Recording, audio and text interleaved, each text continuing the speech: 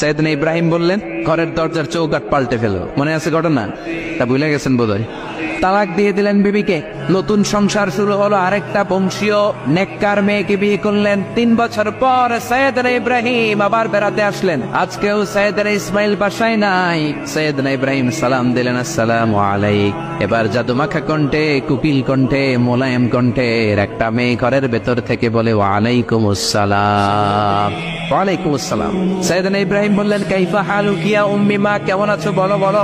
মেয়েটা বলে, আলহামদুলিল্লাহ আলা কুল্লি হাল, সব অবস্থায় আলহামদুলিল্লাহ। সুবহানাল্লাহ পড়ে।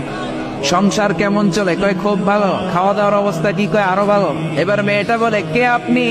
এই মরুভূমির মাঝখানে রৌদ্রের মধ্যে দাঁড়িয়ে দাঁড়িয়ে কথা বলেন, কেউ তো কোনোদিন আমাদের খোঁজ নিতে আসে না, কে আপনি? ঘরে আসেন।